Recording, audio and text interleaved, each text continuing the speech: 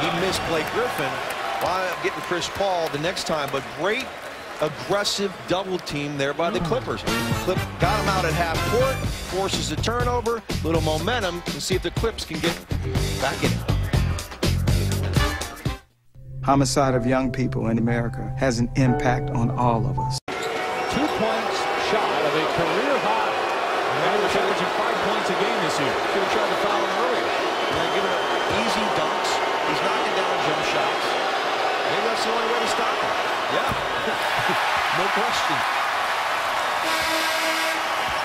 DeAndre Jordan coming back into the game here.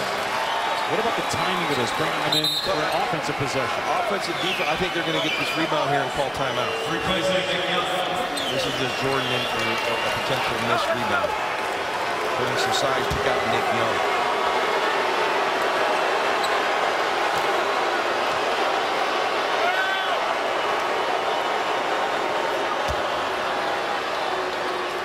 And Paul talking to Hickson as he goes back to the line for one more free throw. Inside a minute remaining.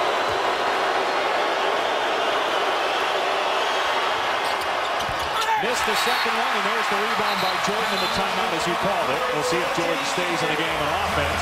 Clippers with a chance to tie or take the lead when we come back. Everybody in their own way are heroes. Petty officer second. What are you brought up? Again, I'm just giving the ball to him and spreading out. You can't risk the fact of getting the ball to Blake Griffin with his free throw problems, although he has made his last 2. I don't even bring up a guy from pick and roll. That brings another defender in to make it easier to take the ball out of Chris Paul's hands. I want the basketball in his hands. They're going to keep Jordan in the game. You can bet that if DeAndre Jordan handles this basketball, you're going to foul. Yep. Although you're up 2, you don't like to do that, but I would do that with DeAndre Jordan. You have a better chance of stopping this team with him at the free throw line than letting Chris Paul work his way around and get a shot that he wants. J.J. Hickson just missed 2 free throws. He does have 29 points, but those were big misses. Clippers with a chance to tie or maybe take the lead. They do have 1 timeout left. Here's Paul into the lane, picks it up to 4.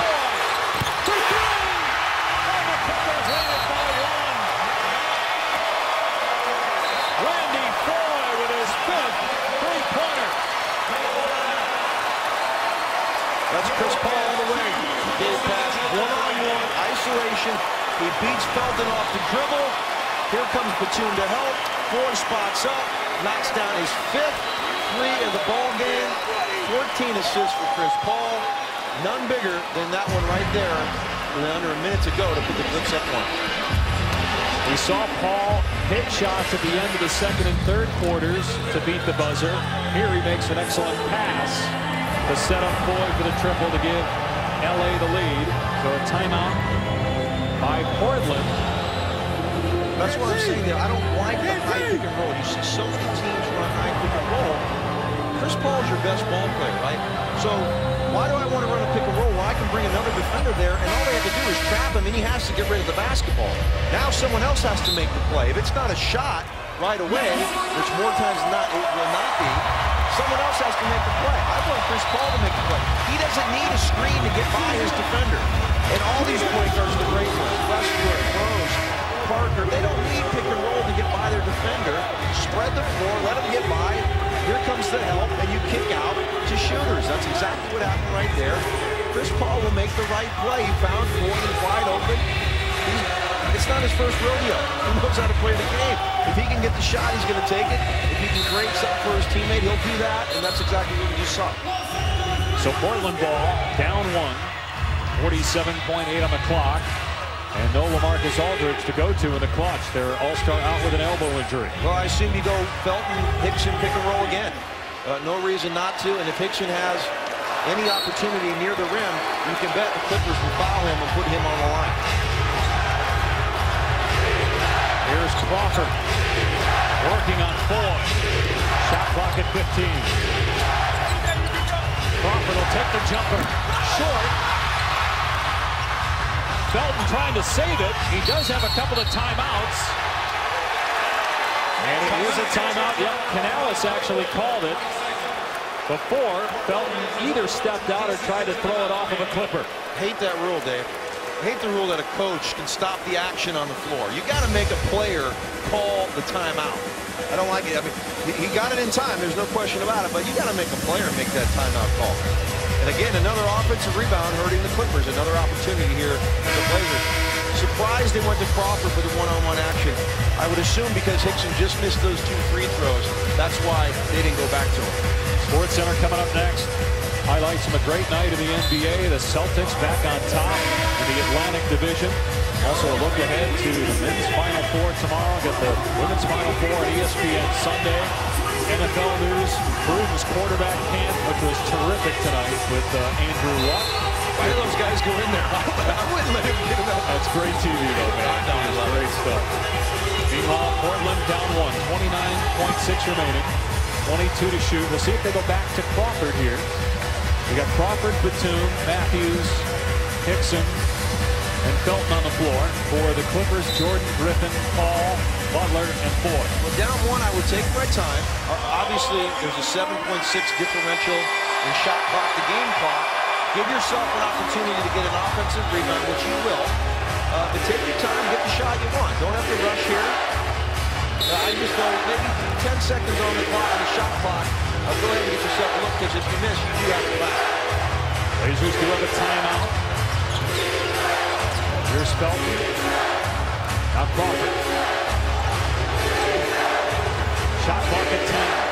Crawford on 4. Crawford, high arcing shot. It's good! How did that go in? And Portland leads by 1. That was big-time defense and just an incredible shot by a shot maker, Jamal Crawford. Wow. You can't do it much better. Randy Floyd slides his feet, cuts him off, hand right in his face. Look at the arc on that ball. Soft touch all the way around the rim and in.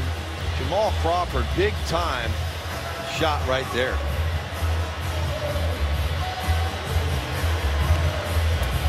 And the bench left.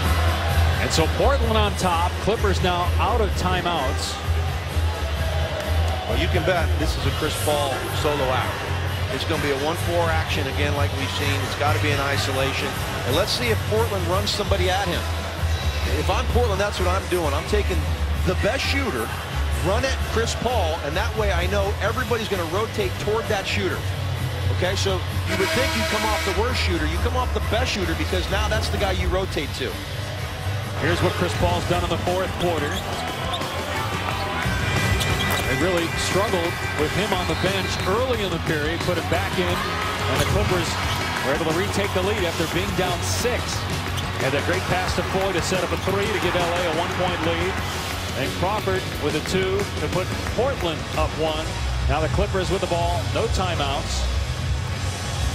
And Paul with 5 points this quarter. Remember, at the end of the 2nd quarter, he beat the buzzer with a shot, had 3 defenders on him, and found his way to the bucket.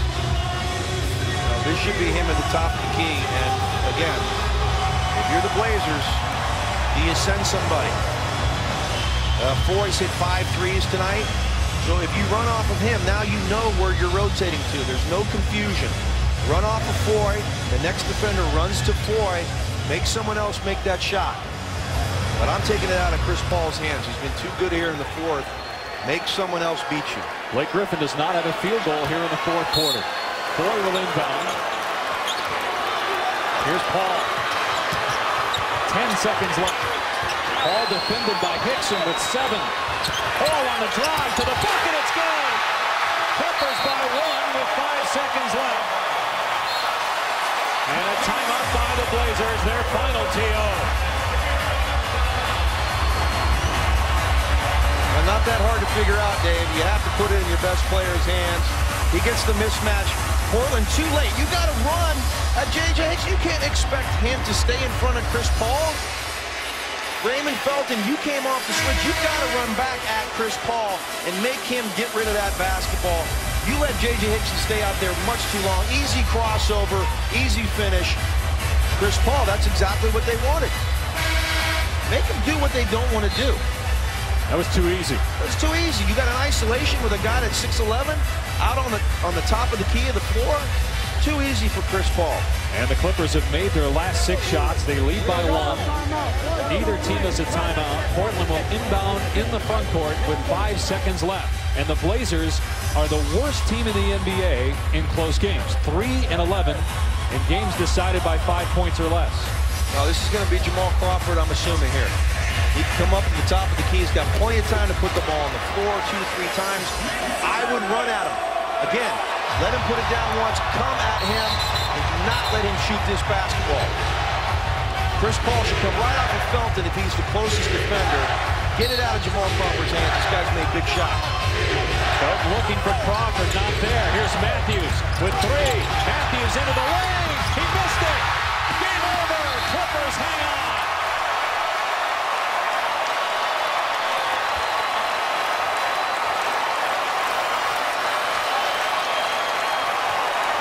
Crawford wanted to get the basketball at the top. Felton decided to go to Matthews, puts the ball on the floor. He does get by Caron Butler, but throws it up with the left. He wanted a foul call. Good solid D by the Clips. Hard to tell if there was a foul on Blake Griffin or not. Sports Center is up next for John Barry, Rick Bucher, our entire crew. I'm Dave Pash. So long from Los Angeles, where the Clippers hang on to beat the Blazers 98-97. Sports Center right now.